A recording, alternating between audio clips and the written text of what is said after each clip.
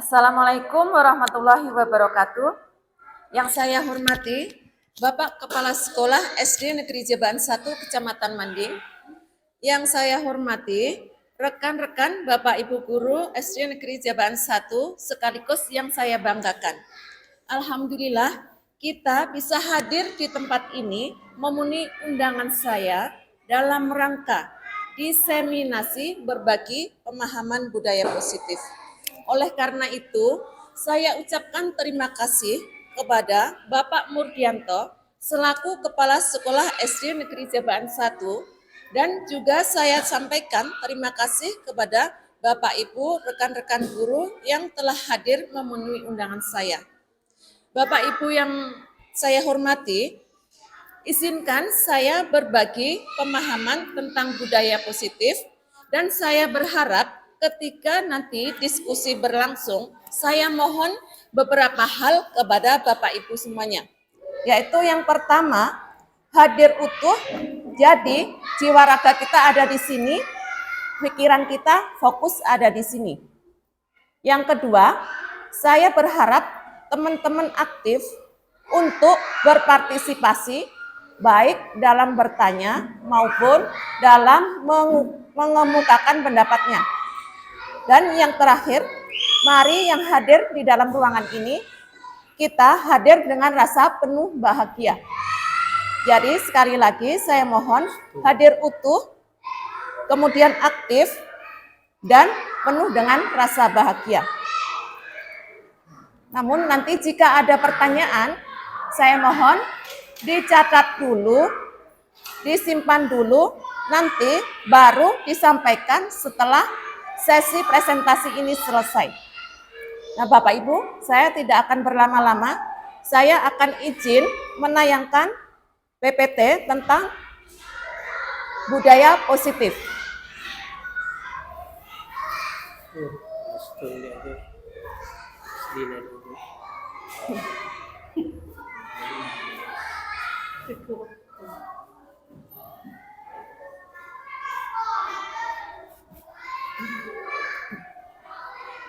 Nah, Bapak Ibu, apa yang ada di pikiran Bapak Ibu kalau mendengar kata-kata budaya positif? Budaya positif. Apa yang ada di pikiran Bapak Ibu? Kira-kira. Budaya itu apa budaya?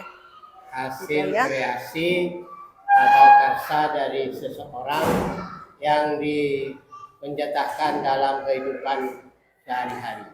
Ya bagus. Kan ada yang lain? Budaya positif. Misalkan budaya positif yang ada di sekolah kita.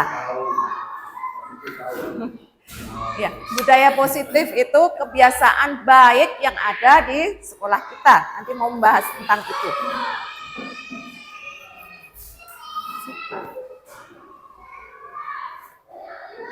Nah, coba minta tolong perhatikan, ada kepalan tangan di situ. Ayo, apa yang Bapak Ibu bayangkan kalau ada kepalan seperti ini? Merdeka. Merdeka, ya. Ayo, kira-kira apa? Coba nanti saya minta tolong kepalkan tangan Bapak Ibu dan bayangkan di dalam kepalan tangan Bapak Ibu itu ada sesuatu hal yang sangat berharga di dalam hidup Bapak Ibu. Sesuatu hal yang berharga tersebut harus kita pertahankan dan kita lindungi. Tidak semua orang bisa tahu atau boleh tahu sesuatu hal berharga tersebut. Sudah bayangkan Bapak Ibu? Bayangkan hal yang paling berharga dalam hidup Bapak Ibu. Sekarang saya mau minta, ini tidak maksa, terserah Bapak Ibu, kalau boleh saya tahu barang berharga punya Bapak Ibu yang boleh saya tahu, yang boleh saya tanyakan nanti, bisa membuka kepalan tangannya. Kalau yang tidak boleh tetap genggam tangannya. Sesuatu yang sangat berharga ya. Ya, Bapak Ibu, siapa yang mau membuka tangannya untuk saya? Tidak ada yang boleh ya? Tidak ada yang boleh. Nah, berarti ini tahu maksudnya Bapak Ibu? Ini maksudnya yang mengontrol diri kita itu adalah diri kita sendiri. Kita tidak bisa dipengaruhi oleh orang lain. Jadi intinya yang mengontrol diri kita adalah diri kita sendiri. Begitupun kita terhadap murid. Kita tidak boleh memaksa murid. Yang bisa mengontrol diri murid adalah murid sendiri. Itu maksud dari kepalan tangan tadi.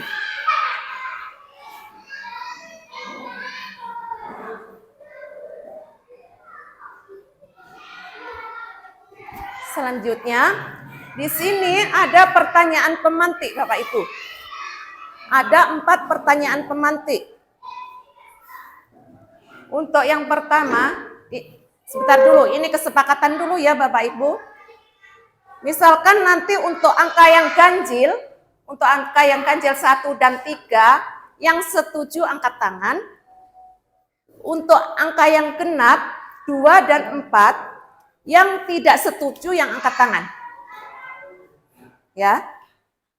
Sudah bisa dimengerti? Nah, sekarang pertanyaan pemantik pertama. Pemberian hukuman dapat mendisiplinkan siswa.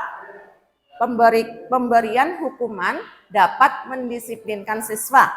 Yang setuju tadi minta tolong angkat tangan. Siapa yang setuju? Mendisiplinkan dengan hukuman.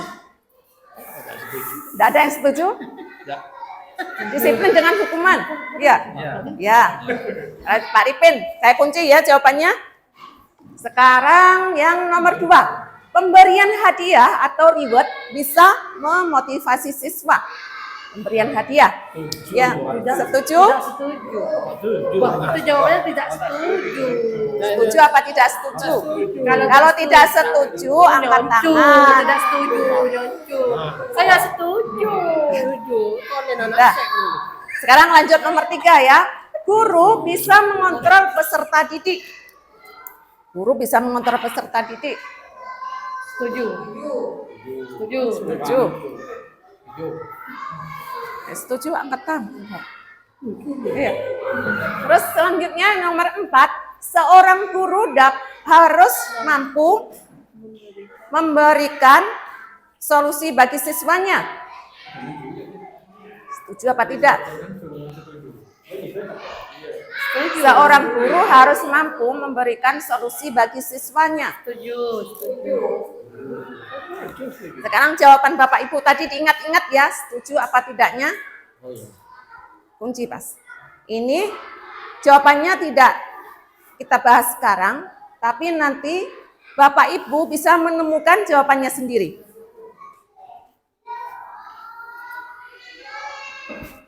Berikutnya untuk topik hari ini yang akan kita bahas yaitu yang pertama tentang disiplin positif dan nilai-nilai kebajikan universal.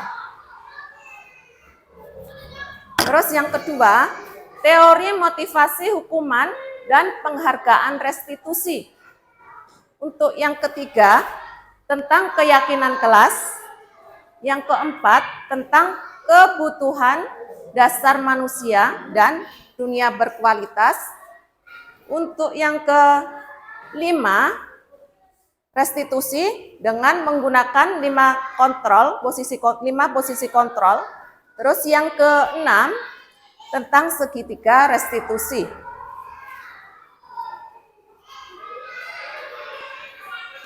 Baik Bapak Ibu.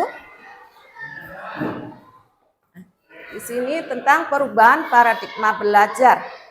Bagaimana seseorang bisa berubah dari paradigma stimulus respon pada pendekatan teori kontrol. Untuk stimulus respon itu paradigma yang lama. Kalau paradigma yang baru menggunakan teori kontrol.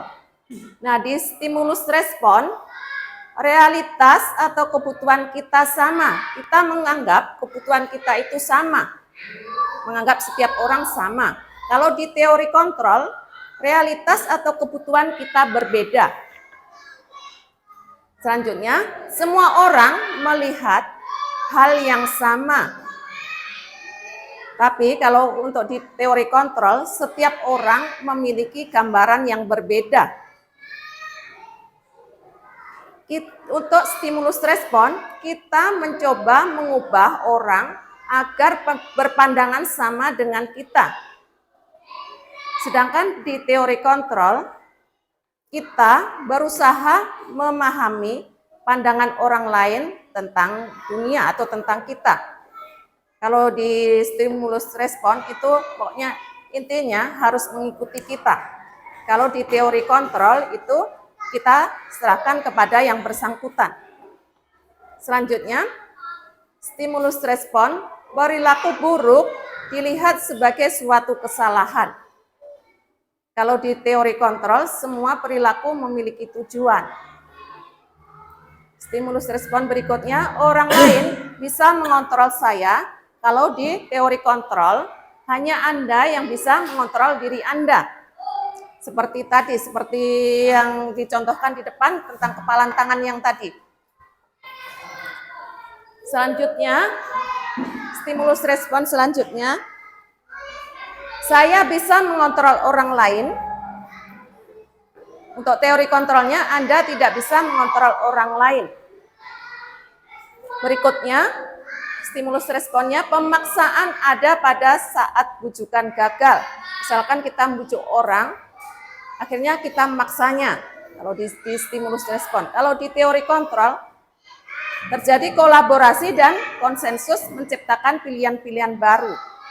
Dan yang terakhir, model berpikir menang atau kalah di stimulus respon. Kalau teori kontrol, model berpikir menang. Posisinya sama kalau di teori kontrol.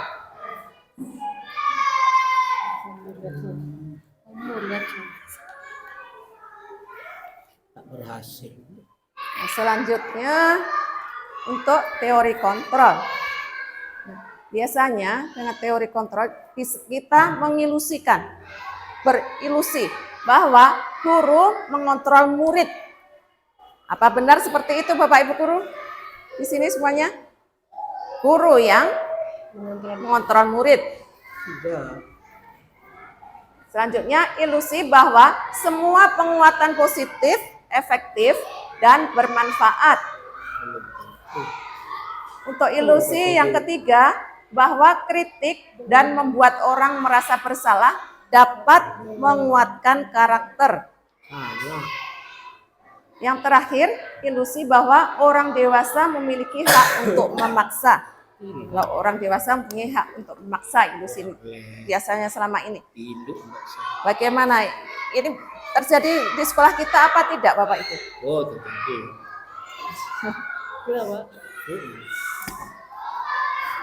Selanjutnya, makna kata disiplin di sini. Untuk disiplin, makna dari disiplin di sini, seseorang yang memiliki disiplin diri berarti mereka bisa bertanggung jawab. Intinya disiplin itu orangnya harus mempunyai rasa tanggung jawab. Memiliki disiplin diri berarti mereka bisa bertanggung jawab terhadap apa yang dilakukannya karena mereka mendasarkan tindakan mereka pada nilai-nilai kebajikan universal. Dalam hal ini, Ki Hajar Dewantara menyatakan pertanggungjawaban atau Verantwoordsdightigheid itulah selalu menjadi sisihannya hak dan kewajiban dari seseorang yang pegang kekuasaan atau pimpinan dalam umumnya. Adapun artinya tidak lain ialah orang tadi harus mempertanggungjawabkan dirinya serta tertibnya laku diri dari segala hak dan kewajibannya.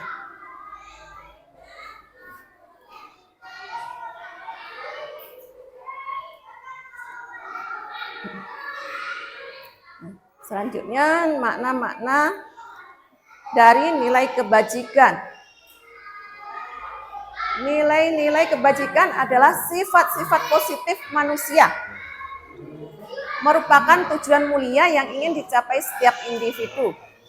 Seperti yang telah dikemukakan oleh Dr. William Glasser pada teori kontrol menyatakan bahwa setiap perbuatan memiliki satu tujuan. Selanjutnya, menurut Diane Gerson mengemukakan bahwa dengan mengaitkan nilai-nilai kebajikan yang diyakini seseorang, maka motivasi intrinsiknya akan terbangun sehingga menggerakkan motivasi dari dalam untuk dapat mencapai tujuan mulia yang diinginkan. Nah, di sini timbul nilai atau motivasi intrinsik dari dalam diri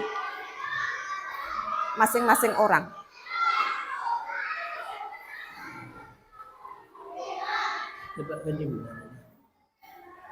Nah, di sini ada pertanyaan reflektif, Bapak Ibu. Bila di sekolah kita tidak ada aturan yang memberikan surat teguran bagi kita yang sering datang terlambat, atau tidak ada pimpinan yang memberikan kita penghargaan menjadi guru terbaik karena sering tepat waktu, apakah kita akan tetap datang tepat waktu untuk mengajar murid-murid kita? Nah, ya Pak, di sini ini pernah saya alami sendiri masalah ketepatan waktu. Untuk Bapak Ibu, bagaimana ini menurut pendapat Bapak Ibu tentang pertanyaan reflektif ini? Agus, menurut Pak Agus bagaimana? Iya. Menurut saya, meskipun tidak ada penghargaan, kan memang juga kewajiban kita sebagai guru yang harus tanpa penghargaan pun kan kita harus mengajar tepat waktu. Jadi seperti itu. Ya, seperti Bagus. Ayo untuk Bapak Ibu lainnya. Menurut Pak Supan. Menurut saya. Iya. Menurut saya itu tergantung kepada orangnya. Kalau orangnya memang dari dasar sudah antusias untuk mengajar, pasti meskipun tidak ada teguran, pasti tepat waktu. Tapi kalau keadaan juga di sekolah itu kurang memberikan rasa nyaman, ya paling tidak ada konsekuensinya juga. Kepada murid, kepada guru juga begitu. Itulah pendapat saya. Terima kasih. Terima kasih. Sama-sama. Apa ada yang ingin berpendapat lagi Bapak Ibu?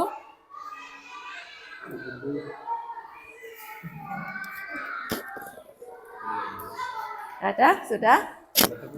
Ya, berarti kita di sini sebagai guru harus tumbuh dalam diri kita sendiri itu rasa tanggung jawab. Harus tumbuh dalam diri kita rasa tanggung jawab itu. Jadi walaupun tidak ada aturan, tidak ada teguran dari pimpinan, kita seyogyanya harus melaksanakan kewajiban kita. Kita harus berangkat pagi. Kita harus datang tepat waktu. Itu berarti timbul dari motivasi kita sendiri. Bukan karena motivasi dari luar atau eksternal. Timbul dari diri kita sendiri. Harus dalam diri kita harus timbul motivasi intrinsik. Jangan karena pengaruh dari pimpinan, karena takut ditegur, terus karena mendapat sanjungan atau pujian atau imbalan. Jadi kita harus berusaha menjadi manusia yang bertanggung jawab.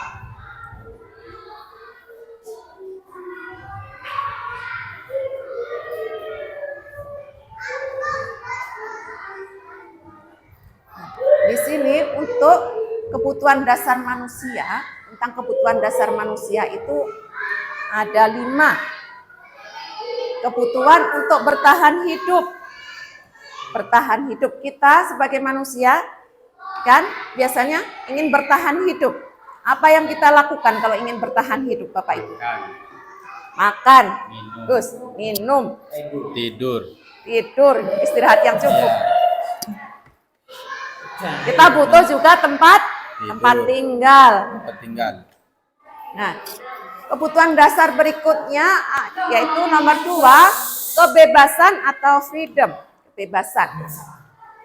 Kita ingin mandiri, memiliki pilihan sendiri, mencoba hal yang baru, mengendalikan arah diri kita sendiri. Itu freedom atau kebebasan. Jadi kita itu tidak ada yang mengatur. Tapi harus sesuai dengan budaya-budaya positif. Tidak harus bebas sebebas-bebasnya, tapi bebas dalam tanda petik di sini. Bebas terbatas. Ya. Terus berikutnya yang ketiga, kasih sayang dan rasa diterima. Rasa diterima, rasa peduli, rasa berbagi, kerjasama menjadi bagian dari kelompok. Nah, kasih sayang itu kita membutuhkan kasih sayang apa tidak, Bapak Ibu? Nah, kita sangat membutuhkan kasih sayang. Kalau tidak ada kasih sayang, kita tidak semangat untuk hidup. Tidak ada yang ngasih motivasi. Selanjutnya, yang keempat tentang penguasaan atau power. Harga diri, keinginan untuk dianggap, berprestasi, memimpin untuk power atau penguasaan. Selanjutnya yang terakhir, kebutuhan dasar yang terakhir yaitu kesenangan. Kita berhak untuk senang ya Bapak Ibu. Berhak untuk senang. Itu misalkan bermain, antusiasme, tertawa, humor. Humor juga termasuk kesenangan di sini.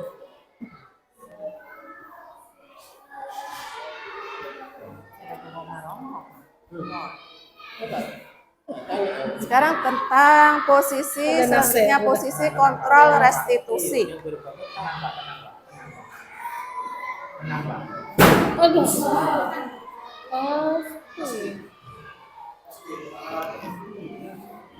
Posisi kontrol restitusi. Bapak minta tolong Pak Suki dibacakan Pak Suki. Biar tak saya sih ngomong melolo. Untuk posisi kontrol. Posisi kontrol itu sebentar. Posisi kontrol kita sebagai guru ada 5. Yang pertama penghukum, yang kedua pembuat orang merasa bersalah, yang ketiga sebagai teman, yang keempat pemantau, yang kelima manajer. Nah, Pak Suki minta tolong untuk guru berbuat itu seperti apa kalau untuk penghukum? Tolong dibacakan. Ini dibaca dari atas, Bu. Tidak usah yang ini. Dari guru berbuat, kalau di posisi menghukum, guru berbuat menghardik, menunjuk-nunjuk seperti itu. Penghukum. Ya, penghukum. Menghardik, kemudian menunjuk-nunjuk, menyakiti, menyindir. Terus berikutnya, kalau sebagai yang pembuat orang merasa bersalah, jalan ke samping kan? Ya baca, berceramah. Berceramah dan mengatakan seharusnya ibu kecewa. Terus, kalau sebagai posisi teman. Kalau sebagai posisi teman, yaitu membuatkan alasan-alasan untuk muridnya. Terus sebagai posisi pemantau, yaitu menghitung dan mengukur. Kalau sebagai posisi manajer, yaitu mengajukan pertanyaan-pertanyaan. Berikutnya bawahnya lagi, biar Bawah ya, Bu. tidak ngantuk.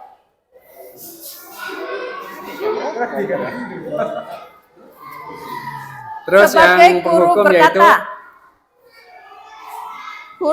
guru berkata yaitu kalau kamu tidak melakukannya, awas ya, rasakan.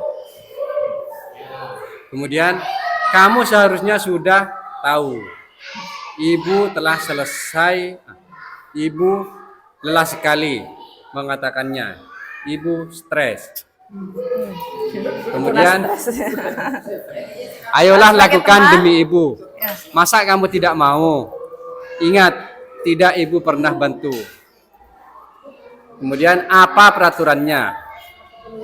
Terus selanjutnya yaitu apa yang kita yakini Apa yang bisa kamu kerjakan untuk memperbaiki masalah ini?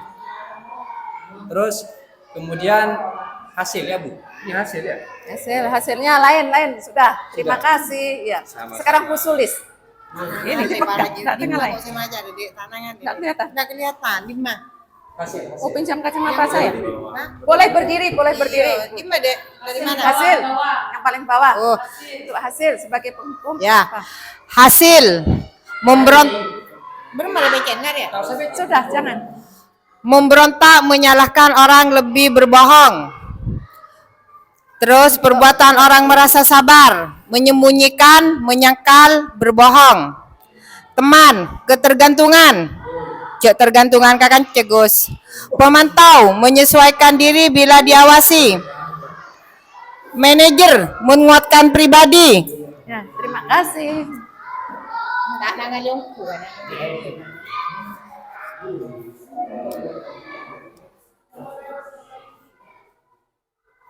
Selanjutnya ini bagiannya Ibu Rini ini.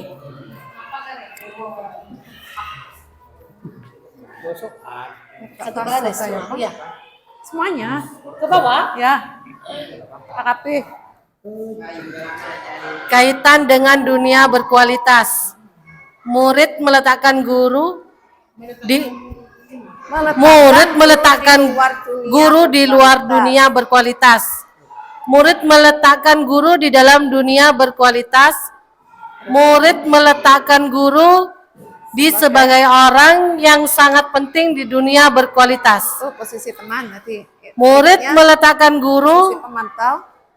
Murid meletakkan guru. murid meletakkan guru, peraturan dan hukum di dunia berkualitas. Selanjutnya, Murid meletakkan sebagai dirinya manajer. sebagai individu yang positif dalam dunia berkualitas. Murid berkata, biarkan saja, nanti juga marah-marah lagi. Ya, kalau untuk penghukum itu posisi Ya. penghukum biasanya seperti itu murid. Selanjutnya, maafkan saya. Ini posisi merasa bersalah tadi. Akhirnya murid kan minta maaf kalau dalam posisi guru memposisikan murid untuk itu merasa bersalah tadi. Akhirnya murid meminta maaf. Minta maaf. Ya. Terus Selanjutnya, saya pikir bapak atau ibu teman saya, ternyata begitu. untuk posisi teman. Jika kita sebagai posisi teman, terus selanjutnya waktu itu gurunya tidak bisa membantu, akhirnya murid bisa mengatakan seperti itu. Saya pikir bapak ibu teman saya, ternyata begitu. Kecewa murid. Iya. Terus Selanjutnya, berapa banyak bintang yang saya harus peroleh? Berapa halaman yang harus saya tulis? nah, ini sebagai pemantau tadi. Selanjutnya, bagaimana caranya saya bisa memperbaiki keadaan? Kalau gurunya sebagai manajer, ya. Bagaimana caranya saya bisa memperbaiki keadaan? Jadi dia bisa timbul motivasi intrinsik dalam dirinya. Terus yang paling terakhir, Paling akhir, dampak pada murid, nah, dampaknya mengulangi pada murid. kesalahan. Nah, jika menggunakan kita sebagai posisi penghukum, murid akan sering mengulangi kesalahannya. Merasa rendah diri. Nah, murid kalau itu merasa Merasa bersalah, berat. akhirnya merasa rendah diri. Lemah, tidak mandiri, tergantung. Nah, itu sebagai posisi teman, soalnya kita sebagai guru sering membantu atau memberi solusi kepada murid. Akhirnya murid jadi lemah, tidak mandiri dan Tergantung merasa pada tergantung. Ya, selanjutnya Menitik beratkan pada saksi atau hadiah untuk dirinya. menitik beratkan pada Sanksi. sanksi Atau atau hadiah hadiah untuk- pada dirinya. Nah, di sini murid itu kalau tidak ada konsekuensi, dia pasti akan melanggar. Di sini kalau ada konsekuensi, dia takut kalau kena sanksi. Soalnya konsekuensi itu kan sudah disepakati bersama. Jadi mau tidak mau harus mengikuti aturan tersebut. Selanjutnya, mengevaluasi diri, bagaimana cara memperbaiki diri. Kalau dengan kita sebagai posisi manajer, jadi di sini murid nanti bisa mencari solusi. Kesalahan saya itu di mana? Bisa menemukan kesalahannya, setelah itu bisa menemukan solusinya. Oh, berarti saya harus seperti ini. Jadi posisi manajer adalah posisi yang paling bagus bagi seorang guru. Terima kasih Ibu Rini. Ya, sama-sama. Tambahan Bu, Iya Pak, iya. saya kurang sependapat dengan ada kata poin di situ meletakkan. Menurut saya semestinya itu menempatkan. Oh iya. Ya, Menurut terima kasih. saya, tapi Iya, tidak terima tahu kasih. kepada yang lain. Ya, Nah, terima kasih atas murid menempat masukannya. meletakkan guru itu seakan-akan Iya. apa ya Seperti kurang barang. barang. Kita kan manusia karena di situ yang perlu kita karena penghargaan maksudnya. Iya. Menghargai. Terima Menghargai. kasih ya. untuk Pak Supan atas masukannya. Ya, Saya baik. terima. Terima kasih. Sama-sama.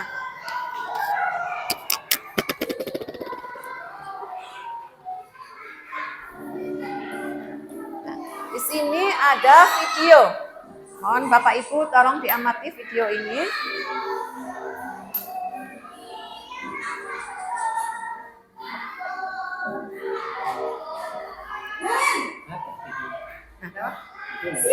Nanti di video ini kira-kira guru sebagai posisi apa itu? Memposisikan dirinya sebagai apa? Ya, tunggu. Tunggu. Murid cerdas ya.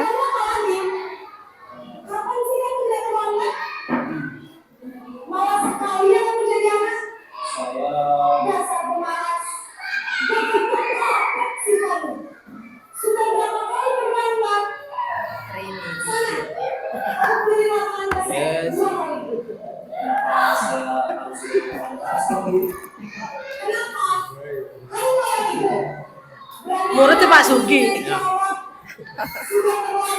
Tapi berikan ada. Di Sugi.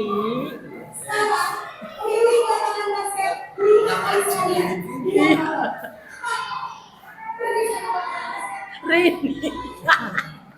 Kira-kira Bapak Ibu dari video yang telah ditayangkan tadi, ibu gurunya itu sebagai memposisikan dirinya sebagai apa? Pak Ripin, coba Pak Ripin. Sebagai pemberi hukum yang memberikan Sebagai hukuman pemberi hukuman. Ya, terima pada kasih. siswa yang lambat. Ya, terima kasih Pak Ripin. Guru yang terlalu keras. Bagus. Sudah pegang mic-nya. Sudah pegang mic. Posisi guru. Oke. Posisi guru itu ya sebagai guru, tapi guru itu sepertinya ingin menghukum muridnya ketika muridnya itu melakukan kesalahan. Kesalahan tersebut yaitu tentang keterlambatan. Jadi seperti itu. Jadi tidak jauh beda dengan Pak Supan dan Pak Arifin. Guru itu sudah mau penghukum dan posisinya itu adalah posisi penghukum gitu Pak Supan ya. Hakim. Terima kasih.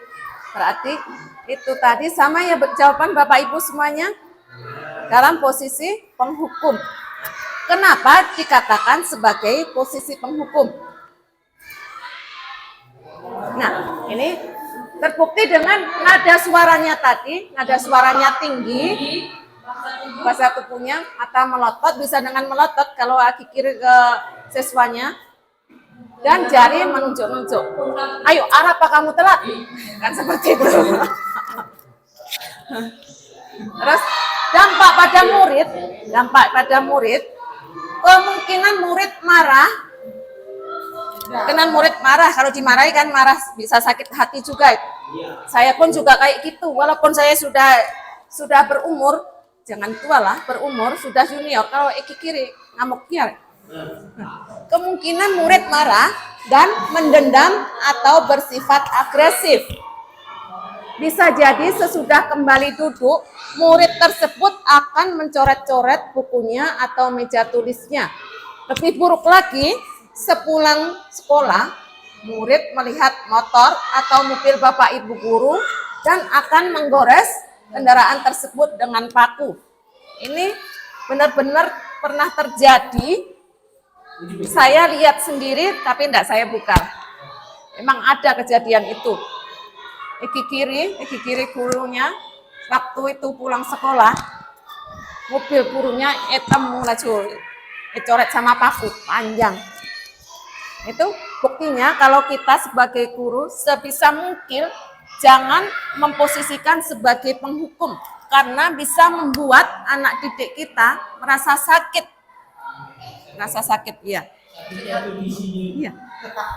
Ini saya sendiri kadang juga masih memposisikan seperti itu.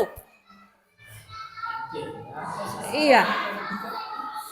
Makanya ini saya berbagi pengalaman yang saya dapatkan supaya kita membudayakan budaya yang positif. Iya. Ini masih terjadi di sekolah kita apa tidak, Bapak Ibu kira-kira? Iya, masih ada. Untuk video selanjutnya.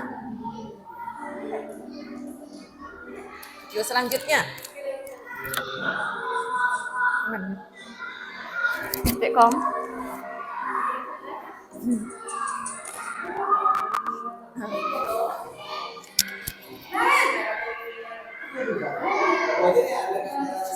Siapa marinanya?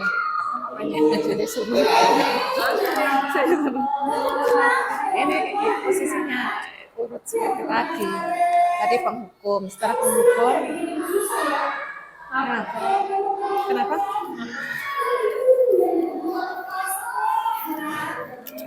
Membuat merasa Marina ya, membuat merasa kesal. Itu. Terus sekarang ibu harus tulis apa ini di buku absen? Ini kan sudah sering terlambat loh. Ibu harus apa coba? Maaf sekali. Ya sudah, lain kali jangan bikin susah lagi ya nak ya. Ibu tidak akan boleh lagi dapat begini terus. Bisa jantungan kalau ibu tegur bapak kepala sekolah. Sampai cepat kelas. Maaf ya Bu. Maaf sekali. Nah, untuk video yang kedua, kira-kira ibu guru memposisikan dirinya dalam posisi apa? Aduh, Bapak Ibu, ada yang tahu? Saat Taufik? Rasa bersama. Menurut saya, ibu guru memposisikan sebagai teman, memposisikan dirinya sebagai teman, karena dari bahasa yang saya dengar, yang saya amati, itu tidak begitu dengan cara yang marah kepada siswa, tetapi sudah mulai ada bahasa-bahasa yang tidak begitu kasar. Mungkin seperti itu menurut saya. Ya, terima kasih. Buat Bu Rini? Ayo, Bu Rini sekarang. Posisinya apa? Oh, ini. Tidak ada. Pak Suki. Sekarang Pak Suki saja. Ayo ini. Sama dengan yang pendapat dari Salah. Merasa bersalah. Oh iya. Ini murid yang paling aktif ini. Ya, Bapak. Ini saya pegangkan. Menurut saya, Bu, guru itu memposisikan dirinya supaya anak itu merasa bersalah. Ya. Itu menurut saya. Karena dari tingkat pembicaraannya sudah mengulang-ulang merasa masih tak dihiraukan oleh anak. Gitu. Jadi anak itu tidak akan merasa bersalah, Bu. Iya. Tuh. Ya, terima Terima kasih. kasih. Sama-sama, Bapak. Bapak, kita lihat apa memang benar, yang mana semuanya sebenarnya betul. Pada posisi ini, posisi merasa bersalah. Pada posisi ini biasanya guru akan bersuara lebih lembut, suaranya tadi lebih lembut. Membuat rasa bersalah akan menggunakan keheningan yang membuat orang lain merasa tidak nyaman, merasa bersalah atau rendah diri. Dampak pada anak atau dampak pada murid akan merasa bersalah. Seperti tadi kan minta maaf berulang-ulang. bersalah telah mengecewakan ibu atau bapak gurunya. Murid akan merasa menjadi orang yang gagal dan tidak sanggup membahagiakan orang lain.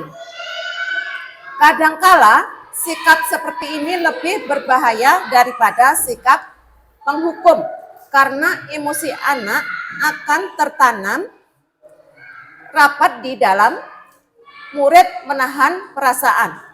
Jadi di sini anak bahasa Maduranya ngampet ya, dipendam. Akhirnya ini lebih berbahaya. Iya. Ngampet.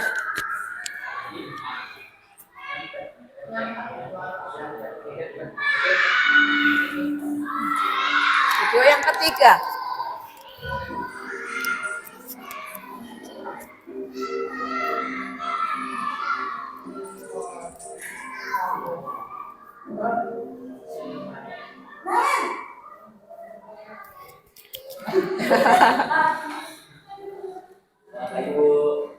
Wah, sudah jam berapa ini nak? Terlambat lagi ya sayang. Iya Bu, habis saya belum bangunkan saya Bu. Kamu malah menyalahkan ibu kamu. Kejadian. Kamu malah menyalahkan ibu kamu. Kok terlambat sih? Iya Bu, saya memang terlambat bangun tadi. Jadi biar usaha kita tetap bertunjang Bu. Ya sudah sana. Nanti lain kali larinya lebih kenceng lagi ya. Biar gak terlambat lagi. Bikin senang ibu. Demi ibu. Bisa kan? Bisa lah Bu. Ya sudah sana masuk kelas. Mau beresin urusan absen kamu. Kamu ini ada dasar aja. Ayo Bapak Ibu, siapa yang mau berpendapat? Kita caca sekali siapa ini? Bagus sana. Oh, bagus sana. Pak Johar, ayo. Ayo maju.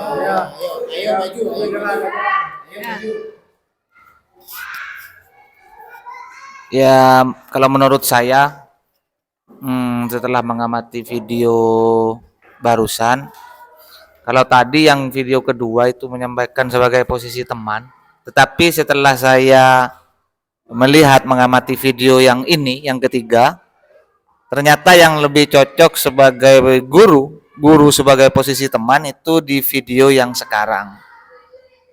Kalau menurut saya, karena yang saya tangkap dari bahasa guru tersebut kepada siswanya itu lebih condong ke dengan gaya-gaya bahasa yang mengarah ke pertemanan, ke bahasa-bahasa teman, mungkin seperti itu Bu, menurut saya. Ya, terima kasih Bapak Taufik. Ada lagi? Ada lagi?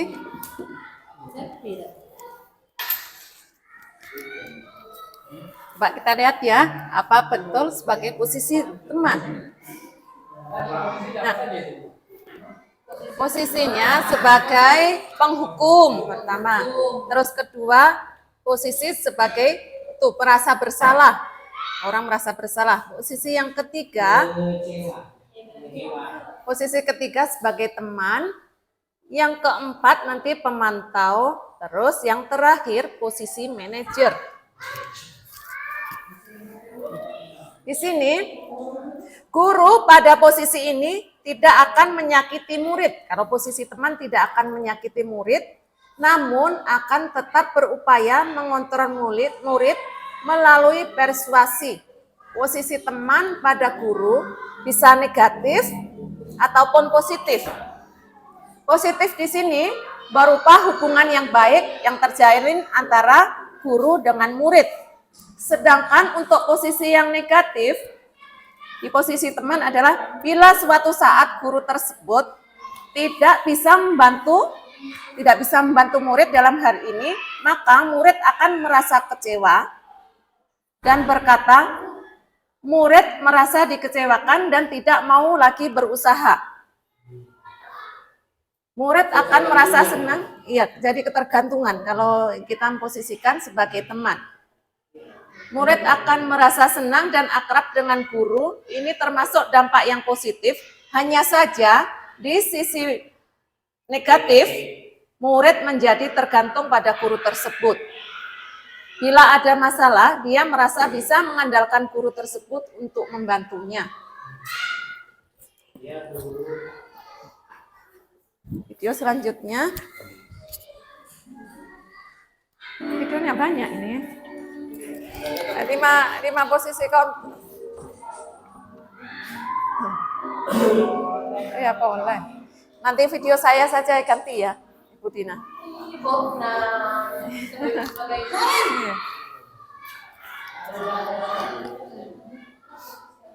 Selamat pagi, Bu. Nah, Ren, apa peraturan sekolah kita tentang jam berapa kita harus masuk sekolah, Nak? Kita harus di sekolah jam 7, Bu. Iya, betul. Sekarang sudah jam 7.20. Kalian sudah tahu konsekuensinya jika terlambat hadir? Paham, Bu. Saya harus tinggal kelas pas jam istirahat selama 20 menit. Iya, benar. Konsekuensinya demikian. Jadi nanti jam 9.30 pas istirahat, kamu harus tinggal di kelas, kerjakan tugas tambahan untuk ketertinggalan kamu, ya? Baik, Bu.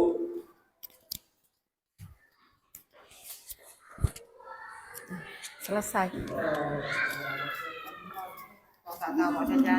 Boleh.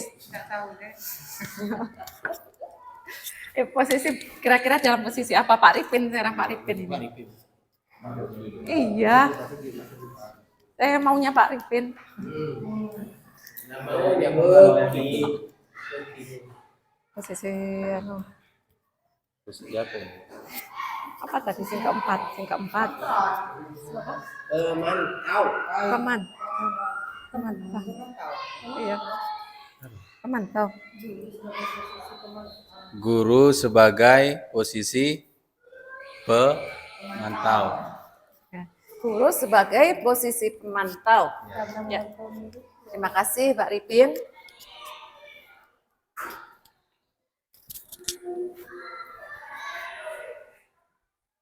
Nah, di sini posisi guru yang kalau dilihat dari video tadi, guru ada sebagai pemantau. Berarti mengawasi. Pada saat kita mengawasi, kita bertanggung jawab atas perilaku orang-orang yang kita awasi. Posisi pemantau berdasarkan pada peraturan-peraturan dan konsekuensi. Murid memahami konsekuensi yang harus dijalankan karena telah melanggar salah satu peraturan sekolah. Guru tidak menunjukkan suatu emosi yang berlebihan, menjadi marah atau membuat merasa berbuat bersalah. Kalau di sini guru tidak marah-marah dalam posisi pemantau.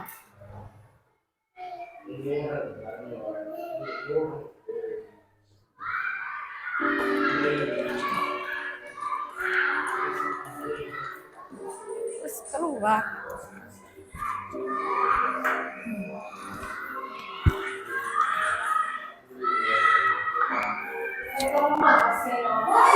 Mana ya?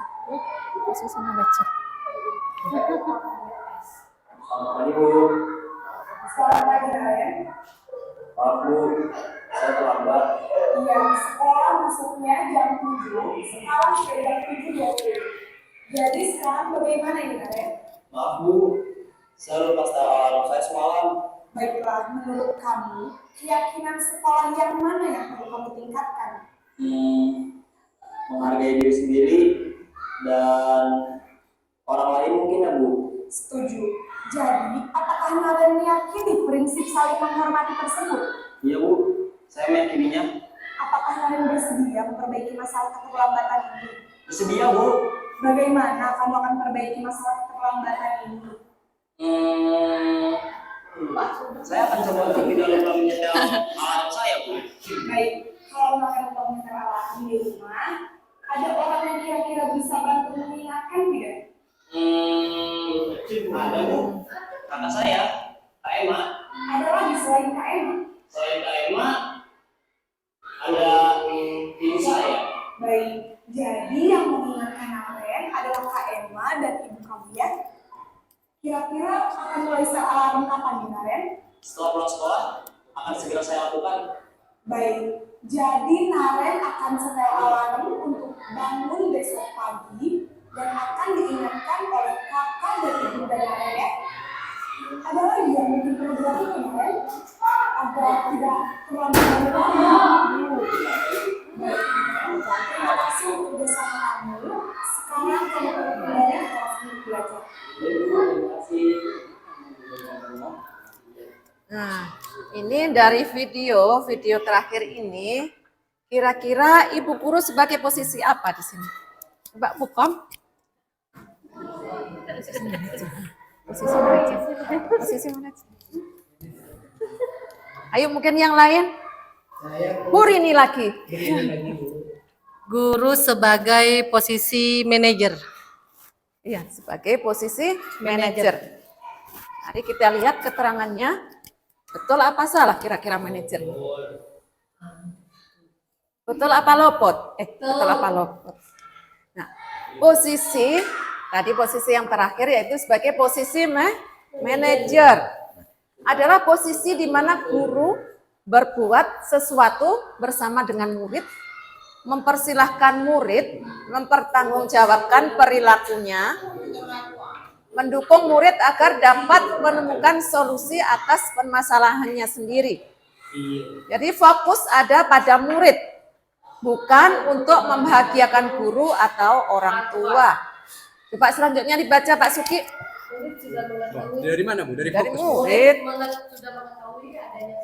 Murid 5 murid jenah. Fakta ini. Dari fokus. Fokus ada. Fokus. Oh ya Bu. Fokus Pak.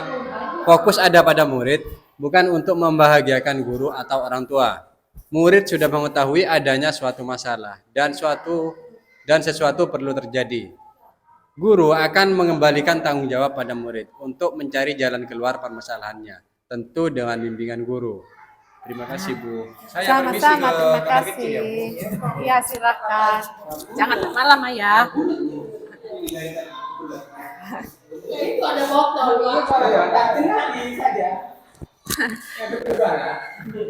Baik, Bapak Ibu. Nah, kira-kira dari 5 posisi tadi, posisi mana yang paling ideal? Posisi yang paling ideal yang bisa diterapkan di sekolah menurut Bapak Ibu? Posisi Bersiti teman. ya. Ini ya Pak. Sudah. Nah, kalau menurut saya di posisi manajer, Iya. karena di dalam praktek itu kita lihat ada guru yang memberikan arahan, murid yang juga memberikan pendapat. Jadi dua-duanya bisa berjalan asalkan kondisi itu bisa tetap berlangsung. Ya. Terima kasih. Memang idealnya kita sebagai guru harus memposisikan diri sebagai manajer. Mengapa seperti itu?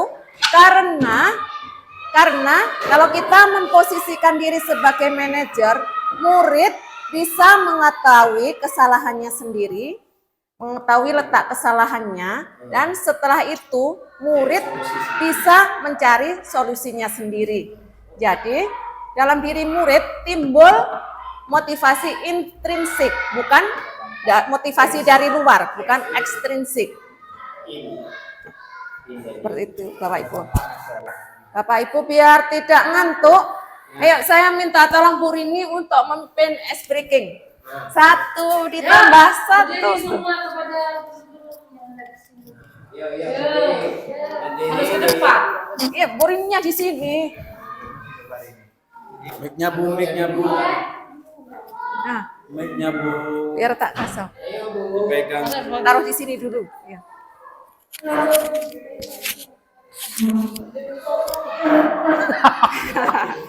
Belum buka behang kok. Sudah? Ya. Ayo, Bapak Ibu saya mohon ikuti Bu Rini ya. Boyo. Waduh, hapus bro. Enggak ada.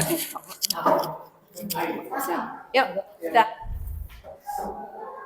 Kita mulai. 1 ditambah 1 sama dengan 2. 2 ditambah 2 sama dengan 4. 4 ditambah 4 sama dengan 8. 8 ditambah 8 sama dengan 16. Diulang ya. Satu kali lagi ya. 1 kali lagi. Goyangannya yang mantap. Mulai. 1 ditambah 1 sama dengan 2. 2 ditambah 2 sama dengan 4. 4 ditambah 4 sama dengan 8. Ayo goyang. 8 ditambah 8 sama dengan 16. Iya, terima kasih Ibu Rini. Bagaimana Bapak Ibu, sudah nggak ngantuk kan?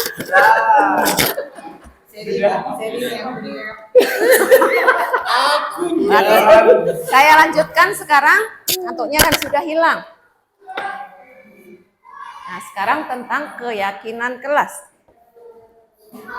Mana mic-nya ya? Siapa yang mau membantu saya membacakan ini? Ya Pak Limpin.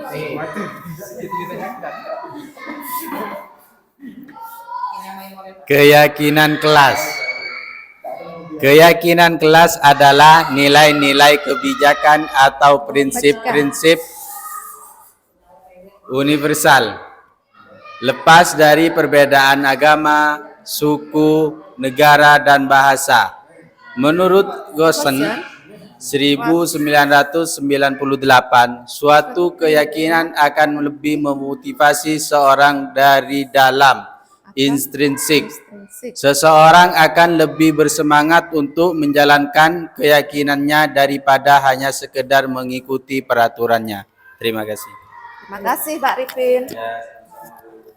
Nah, di sini kalau kita yakin, terus tumbuh motivasi dalam diri kita sendiri, tentunya kita akan mematuhi semua peraturan yang ada. Kalau motivasi dalam diri kita tidak tumbuh atau tidak timbul motivasi dalam diri, kalau cuman hanya timbul motivasi ekstrinsik, nanti kita bisa melanggar peraturan. Kalau motivasi timbul dari diri kita insya Allah sudah berusaha, insya Allah tidak akan berbuat salah lagi.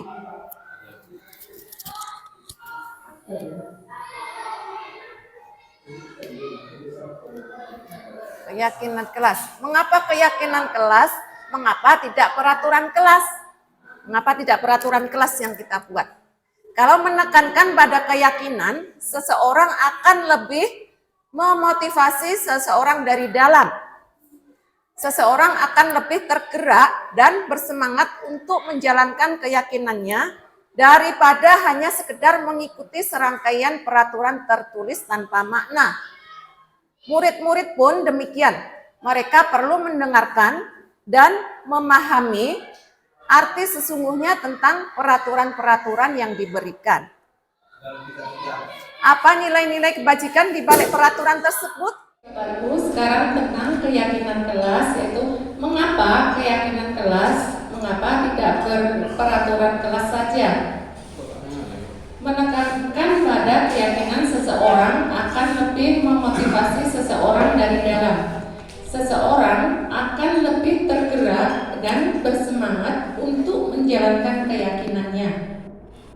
Daripada hanya sekedar mengikuti serangkaian peraturan tertulis tanpa makna, murid-murid pun demikian. Mereka perlu mendengarkan dan memahami arti sesungguhnya tentang peraturan-peraturan yang diberikan. Apa nilai-nilai kebajikan di balik peraturan tersebut, apa tujuan utamanya, dan menjadi tidak tertarik atau takut sehingga hanya sekedar mengikuti serangkaian peraturan-peraturan yang mengatur mereka tanpa memahami tujuan mulianya. Jadi di sini keyakinan kelas itu lebih bermakna atau lebih penting bagi siswa daripada peraturan kelas. Sesuai dengan tadi yang sudah saya jelaskan tadi.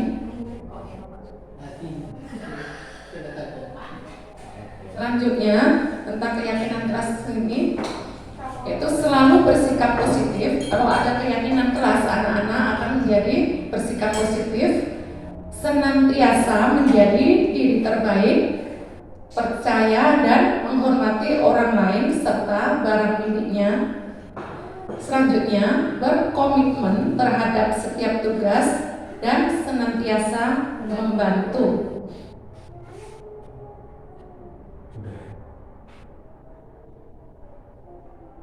Di sini ada pertanyaan reflektif.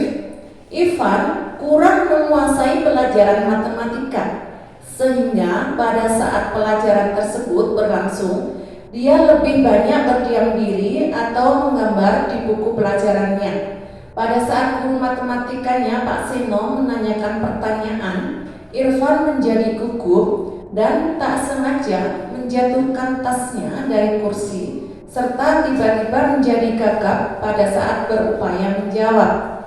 Seluruh kelas pun tertawa melihat perilaku Irfan yang bicara tergagap dan terkejut tersebut. Pak Seno pada saat itu membiarkan teman-teman Irfan menertawakan Irfan yang tergagap dan malu luar biasa, dan malahan minta Irfan untuk maju ke depan dan berdiri di depan kelas sambil menunjuk hidungnya karena tidak bisa menjawab pertanyaan Pak Seno.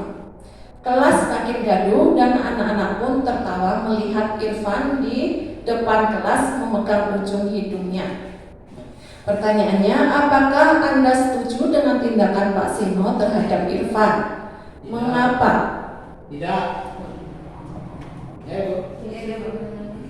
Menurut saya tidak setuju terhadap tindakan Pak Seno karena tidak menjadikan seorang guru yang bisa memberikan rasa nyaman dan di situ membiarkan murid-murid yang lain itu memberi hukuman kepada Irfan. Itu yang saya tangkap dari tersebut. Terima kasih Bu. Ya, terima kasih untuk Pak Supan. Iya, betul sekali. Di sini tindakan Pak Seno itu kurang tepat karena siswa di situ dibuat malu di depan teman-temannya. Dan di sini Pak Irfan juga menggunakan kata-kata yang tidak pantas juga. Akhirnya anak akan menjadi malu. Dan selanjutnya pertanyaan kedua, menurut Anda tindakan Pak Seno terhadap Irfan adalah sebuah hukuman atau konsekuensi? Mengapa? Kira-kira apa Pak? Kalau seperti itu tadi. Itu tadi kan tidak ada kesepakatan sebelumnya, tidak ada kesepakatan. Berarti masuk ke apa? Apa hukuman atau konsekuensi? Bagus.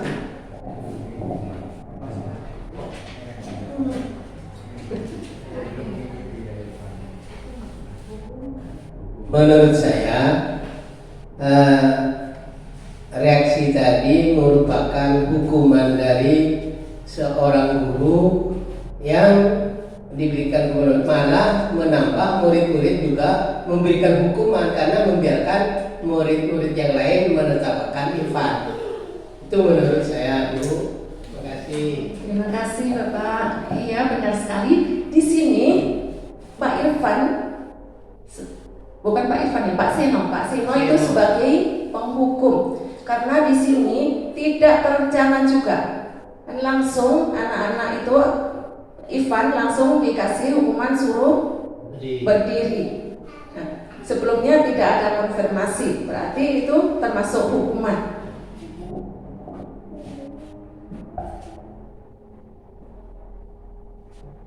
Di sini apa hukuman itu? Hukuman bersifat tidak terencana atau tiba-tiba anak atau murid tidak tahu apa yang akan terjadi dan tidak dilibatkan. Hukuman bersifat satu arah dari pihak guru yang memberikan dan murid hanya menerima suatu hukuman tanpa melalui suatu kesepakatan atau pengarahan dari pihak guru, baik sebelum atau sesudahnya. Hukuman yang diberikan bisa berupa fisik maupun psikis. Murid atau anak disakiti oleh suatu perbuatan atau kata-kata, seperti pertanyaan yang barusan itu. Selanjutnya, apa konsekuensi? Konsekuensi sudah terencana atau sudah disepakati. Nah, itu bedanya dengan yang hukuman tadi. Kalau hukuman baru terencana, kalau konsekuensi sudah terencana. Sudah dibahas dan Selanjutnya, proses 3 tahapan tersebut, tahapan yang tadi di segitiga restitusi itu didasarkan pada prinsip-prinsip utama dari teori kontrol, yaitu untuk langkahnya yang pertama menstabilkan identitas. Teori kontrolnya, kita semua akan melakukan hal yang terbaik yang bisa kita lakukan. Untuk langkah yang kedua, validasi tindakan yang salah. Teori kontrolnya yaitu semua perilaku memiliki alasan. Dan yang ketiga adalah untuk langkahnya menanyakan keyakinan. Sedangkan teori kontrolnya kita semua memiliki motivasi internal. Nah, Bapak Ibu, itulah tentang segitiga restitusi. Nanti akan saya tampilkan video yang telah saya buat bersama anak-anak didik saya di dalam kelas. Selamat pagi Bu Anis. Selamat pagi Mahfud. Ayo silakan duduk.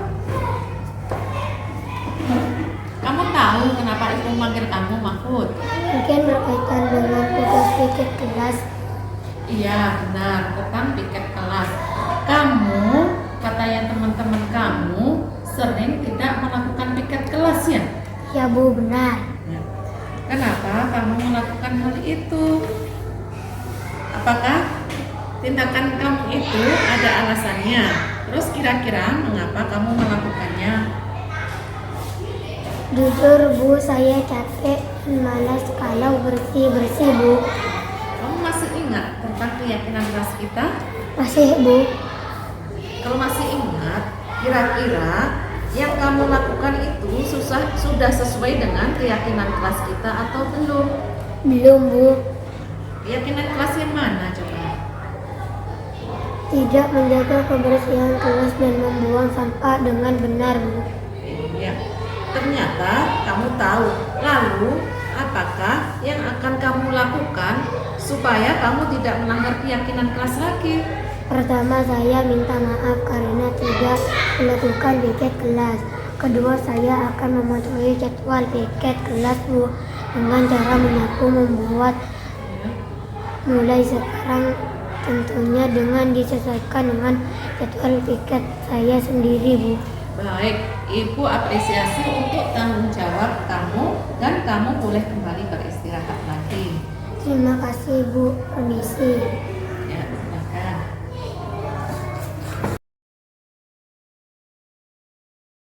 Mahfud, kamu tahu kenapa dipanggil Ibu ke sini? Tidak Bu. Ibu mendapat laporan dari teman-teman kamu, katanya kamu waktu istirahat sering main bola di dalam kelas ya? Ya Bu, benar. Kenapa kamu melakukan hal itu, Mahfud? Maaf Bu, habisnya saya merasa senang Bu ketika bermain bolanya di dalam kelas.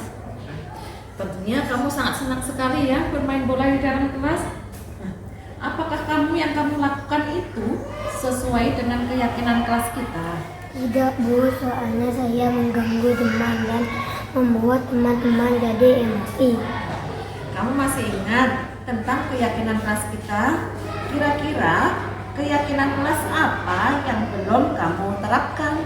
Ya Bu, saya masih ingat, itu tidak melakukan perundungan atau perilaku yang menyakiti fisik maupun emosional teman kelas. Nah, kira-kira apa yang bisa kamu lakukan agar kamu bisa menerapkan apa yang sudah kamu yakini?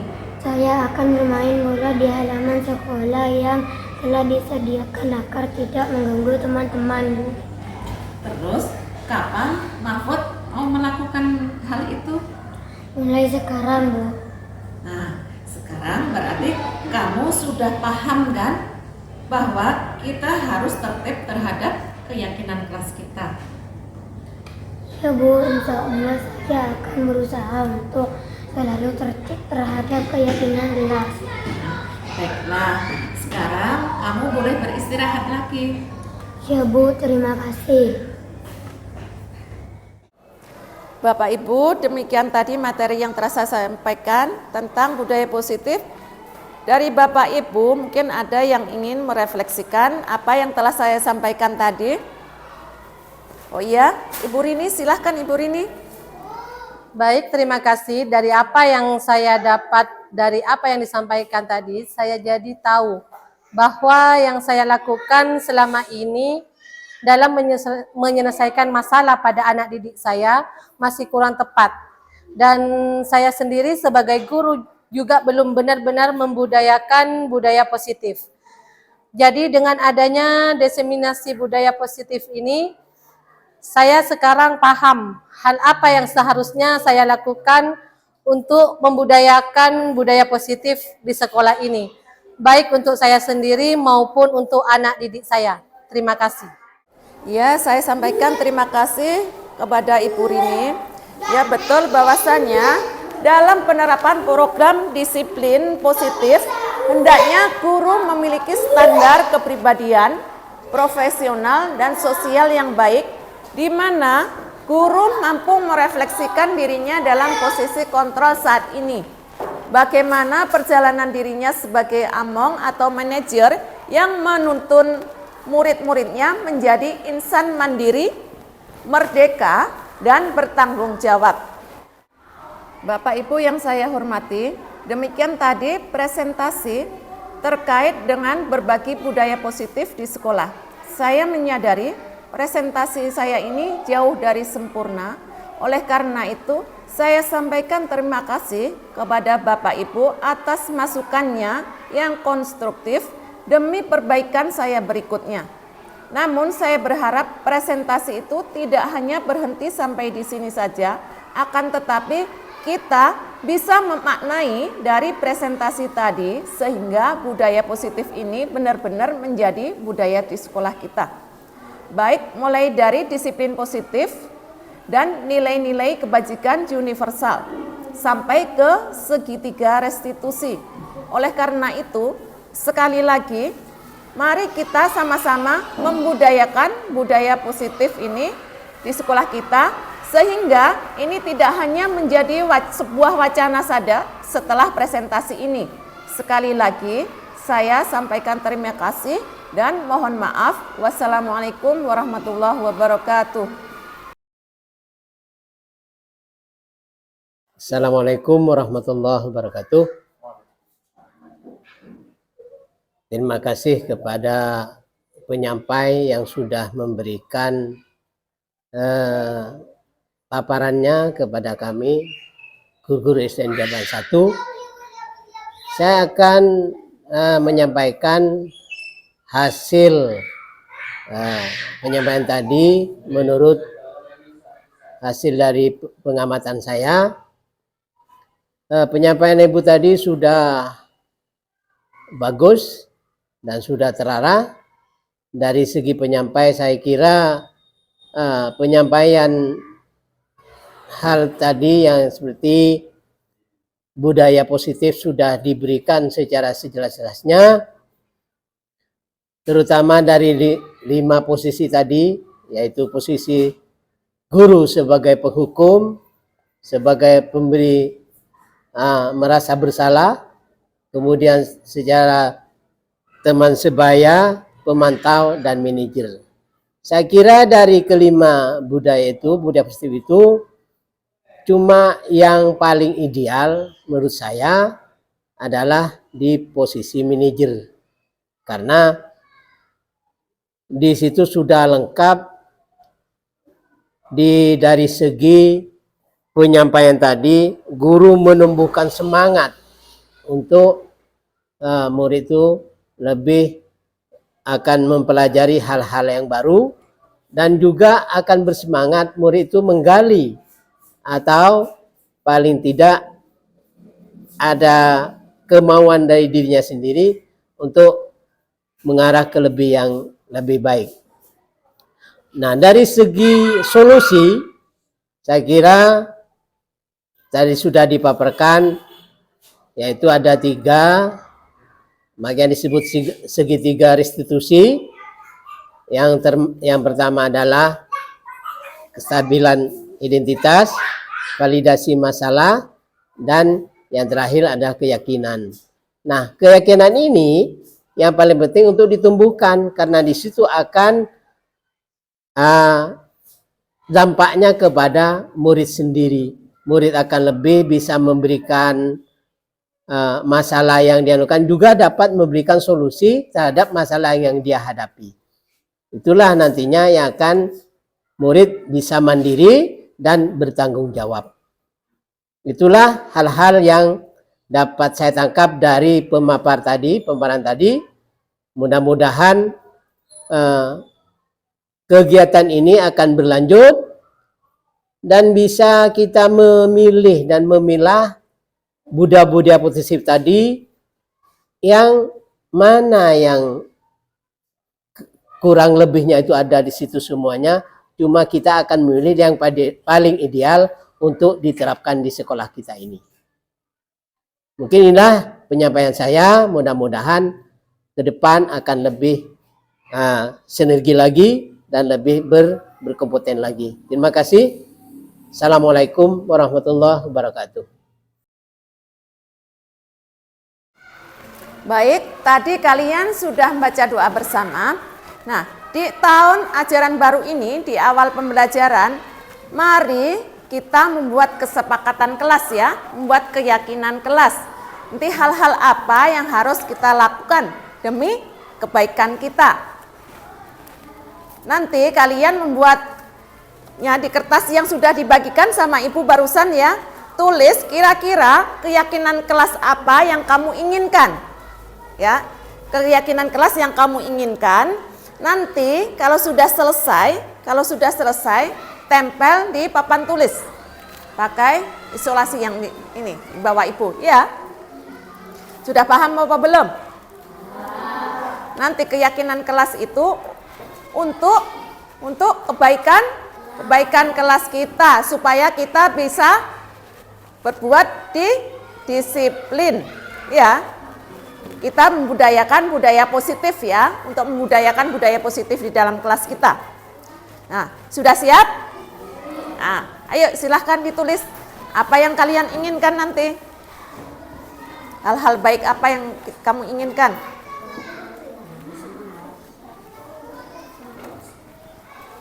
Satu boleh, 2 boleh.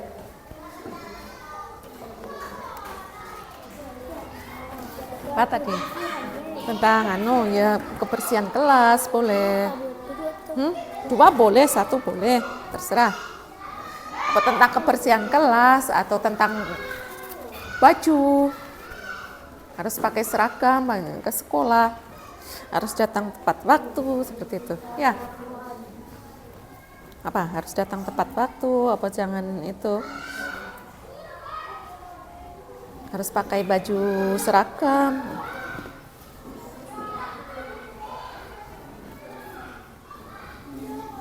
Kalau yang sudah ditempel di depan ya. Ada yang sudah?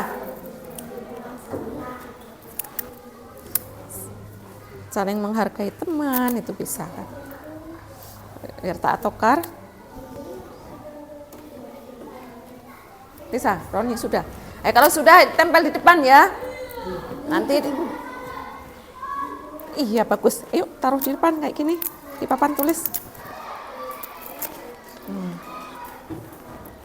Yuk. Ada yang sudah lagi? Tempel di depan ya, Bas ya. Tahu caranya. Nah, seperti tempel di papan.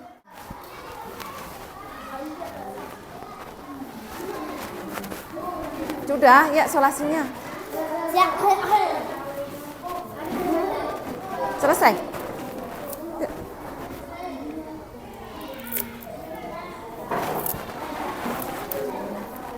Sudah? Yuk, bawa sini. Yang sudah tempel ya. Kiamat. Ini Kafa. Sudah tempel. Sip. Yuk.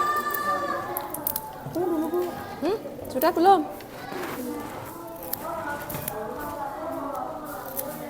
Kalian buat tadi. Nah, ini hasilnya. Hasilnya ada yang jangan buang sampah sembarangan. Terus ada yang menjaga kebersihan kelas.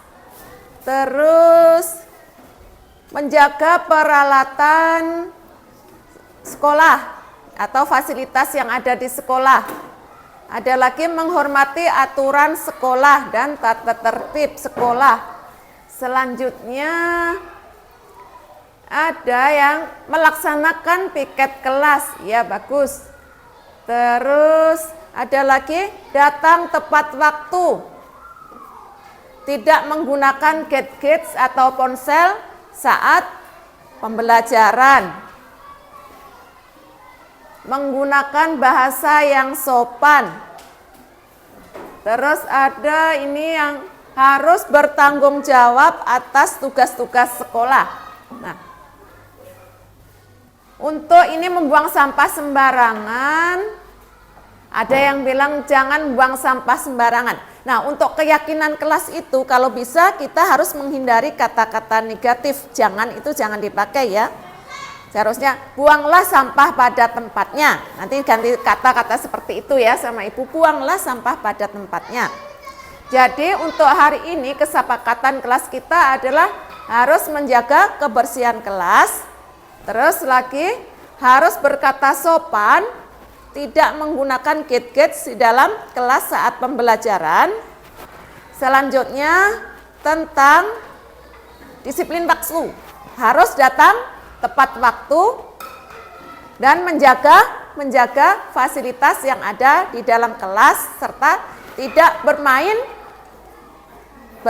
di dalam kelas saat jam pelajaran. Nah, itu kesepakatan atau keyakinan yang harus kita lakukan. Soalnya ini kan sudah kamu sendiri yang buat, iya. Berarti kita harus melaksanakan apa yang telah kita sepakati tadi ya. Ingat, kita harus melakukan apa yang kita sepakati yang sudah kamu tulis itu. Gimana? Sanggup kira-kira? Sanggup untuk membudayakan positif di sekolah kita, terutama di kelas kita? Sanggup ya, sanggup ya. Nah, sudah demikian tadi. Ini kita lakukan, kita kerjakan selama satu tahun atau selama di kelas 5. Misalkan nanti ada perubahan atau tambahan keyakinan kelas, nanti kita bisa memperbaikinya. Nah, itu saja dari Ibu. Nah, terima kasih ya atas kesepakatan atau keyakinan kelas kita.